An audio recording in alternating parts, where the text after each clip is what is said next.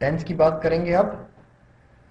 तो जैसा कि ये घड़ी बता रही है नीचे, टेंस मतलब हम टाइम की बात करने वाले हैं। तो टाइम की बात करने से पहले हम थोड़ा सा इनके बारे में जानते हैं। ये जो है, इनका नाम राहुल है। तो राहुल के बारे में थोड़ा सा जानते हैं और फिर टेंसेस के बारे में बात करेंगे। नीचे से आपने देखा होगा कुछ बातें हमने कही हैं राहुल के बारे में। क्या बातें कही हैं, पढ़ते हैं जल्दी से। राहुल कल 10 बजे आया, वह 5 बजे खेल रहा था, जब मैं पहुंचा तब वह जा चुका था। जिस समय मैं बात कर रहा हूं उस समय के संदर्भ में अगर हम उसे एक अपना रेफरेंस बना लेते हैं, उस समय के संदर्भ में ये सारी बातें हो चुकी हैं। बीते हुए समय में ये सब कुछ हो चुका है। राहुल कल आ चुका है, 5 बजे खेल रहा था। हम कल की बात कर रहे हैं, शायद 5 बजे कल वो खेल रहा था, जब मैं पहुंचा तब वह जा चुका था।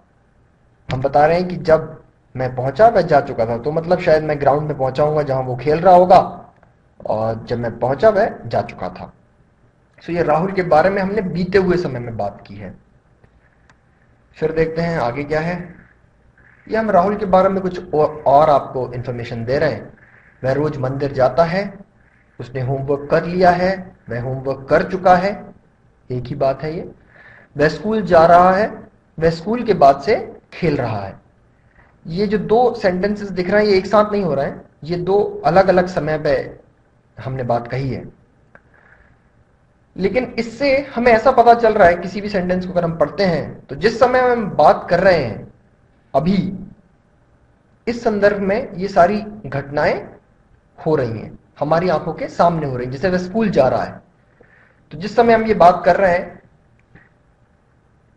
ये चीज हमारे आंखों के सामने हो रही है। वह स्कूल के बाद से खेल रहा है, ये हमने किसी दूसरी स्थिति में ये वाक्य लिखा है, तो यहां पर भी ये चीज हमारी आंखों के सामने हो रही है। वह होमवर्क कर चुका है, यहां पे हमें किसी एक स्थिति के बारे में पता चल रहा है। आप कह सकते हैं होमवर्क की स्थिति के बारे में पता चल रहा है, या फिर आप कह सकते हैं उसने होमवर्क किया है या नहीं किया है, इस स्थिति के बारे में पता चल रहा है। वह रोज मंदिर जाता है, यह एक अलग केस है जो मैं उसकी एक रोजमर्रा की आदत को बताता है। तो थोड़ा सा आपको आइडिया लग रहा होगा कि यहां पर जब हम बात कर रहे थे, हम बीते हुए समय की बात कर रहे थे। यहां पर जब हम बात कर रहे हैं तो हम अभी में बात कर रहे हैं, इसी समय में बात कर रहे हैं। फिर से आप देखिए, इसके बाद कुछ और सेंटेंसेस आए हैं। वह कल वापस जाएगा, वह कल 5 बजे खेल रहा होगा, वह शाम तक होमवर्क कर चुका होगा। ये सब हमने अनुमान लगाए हैं, और कब के अनुमान लगाए ये सब हमने, आने वाले समय के। तो हम कह रहे हैं कि कल, आने वाले कल में वो वापस जाएगा, ये हमें पता है।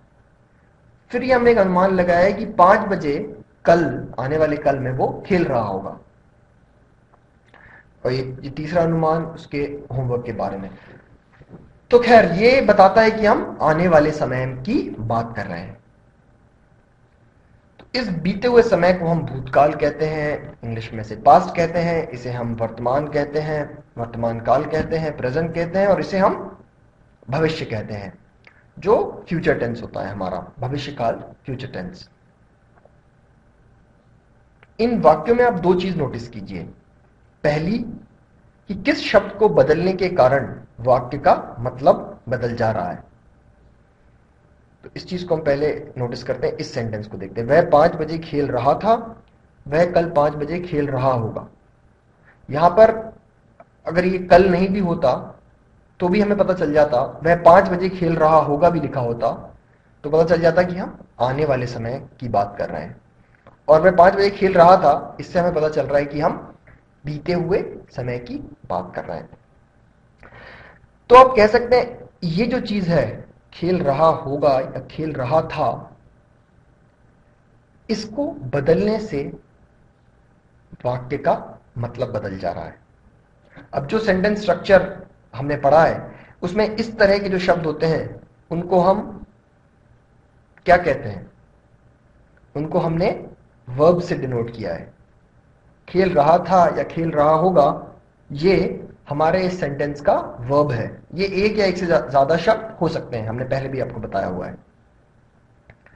यही बात आपको हर सेंटेंस में नोटिस करनी होगी। इस वर्ब को अगर हम चेंज कर देते हैं, हमारी क्रिया को अगर हम चेंज कर देते हैं, तो हम वाक्य का टेंस बदल देते हैं। सो टेंस को सीखने के लिए, चाहे हिंदी हो या इंग्लिश हो, हमें सिर्फ वर्ब के बारे में जानना होगा। सबसे इंपॉर्टेंट यही है। तो आप यहां पर देखेंगे कि आया, था, पहुंचा, जा चुका था, या फिर जाता है, कर लिया है, कर चुका है, जा रहा है, खेल रहा है। लास्ट वाले सेंटेंस में अगर मैं कहता वे स्कूल के बाद से खेल रहा था, सिर्फ इस एक शब्द को बदलने से वाक्य का पूरा अर्थ ही बदल जाता, हम भूतकाल में चले जाते। तो आपको बस इन्हीं चीजों का ध्यान रखना है, और यही चीज इंग्लिश में भी होती है। वहां पर भी हम किस समय की बात कर रहे हैं और समय में किस स्थिति की बात कर रहे हैं। एक और अंतर दिखा होगा, यहां पर हम किसी चीज के बारे में बता रहे हैं जो खत्म हो चुकी है, तो ऐसा कह सकते हैं आप, हम उस होमवर्क की स्थिति के बारे में बता रहे हैं जिस समय हम बात कर रहे हैं। लेकिन इस वाक्य में हम एक दूसरी स्थिति बता रहे हैं, हम हमारी आंखों के सामने क्या हो रहा है उस चीज को बता रहे हैं। सो जो सारे टेंसेस हैं, उनमें जब आप अंदर जाएंगे तो उनको 4 तरह से और विभाजित किया गया है। वो जो 4 तरीके हैं वो वाक्य में स्थिति बताते हैं कि हम वर्तमान काल में भी जिस चीज की बात कर रहे हैं वो किस स्थिति में है, वो चल रही है, हो चुकी है, कितनी देर से चल रही है, या वो रोजमर्रा में होती है। अभी मैं यहां पे आपको प्रेजेंट टेंस के रेफरेंस में सारा कुछ बता रहा हूं। ये बताता है कि रोजमर्रा में होती है ये चीज, ये बताता है कि होमवर्क खत्म हो चुका है, ये होमवर्क की स्थिति को बता रहा है। ये एक दूसरी स्थिति बता रहा है हमें, ये बता रहा है कि हमारी आंखों के सामने ये कार्य हो रहा है। ये बताता है एक स्थिति कि कार्य बहुत देर से हो रहा है, जो जिस काम की बात कर रहे हैं, ये खेल यहाँ पे काम की बात हो रही है, तो खेल काफी देर से चल रहा है और अभी मेरी आंखों के सामने भी चल रहा है और शायद आगे भी चलने की संभावना है। तो इन चार स्थितियों को हर टेंस में रखा गया है, जिन्हें हम सिंपल, सामान्य, ये वाली सिचुएशन होती है या ये वाली सिचुएशन होती है।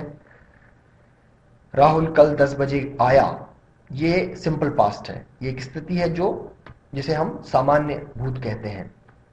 दूसरी स्थिति होती है कॉन्टिन्यूअस या प्रोग्रेसिव। तीसरी होती है परफेक्ट, ये चारों टेंसेस में होंगी। और चौथी होती है परफेक्ट कॉन्टिन्यूअस। हम किसी भी बात को कहने या लिखते समय इन 4 स्थितियों में ही लिखते हैं या बोलते हैं, चाहे वो हिंदी हो या वो इंग्लिश हो। सो आपको बस ये टेंसेस जब समझने हैं तो इन चारों स्थितियों को हर टेंस के अंदर अलग से समझना होगा। बस अंतर यह है कि हर एक स्थिति में क्रिया को, मतलब वर्ब को लिखने का एक तरीका होता है। जैसे यहां पर जाता है लिखा है, यहां कर लिया है लिखा है, कर चुका है लिखा है, यहां जा रहा है लिखा है, यहां खेल रहा है लिखा है। तो जो लिखने का तरीका है, यही पहले तो ये बताता है कि आप किस टेंस में है, किस टाइम में है, मतलब वर्तमान में है या भूत में है या भविष्य में है। और दूसरा ये बताता है उस समय में भी आप किस स्थिति में हैं।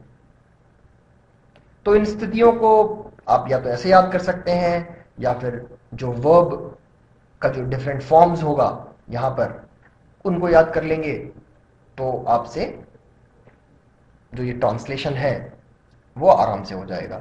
तो हम क्विकली इनके ट्रांसलेशन देखते हैं और कहां पर क्या हो रहा है इसको देखने की कोशिश करते हैं, कौन सा वर्ब फॉर्म कहां पर आ रहा है।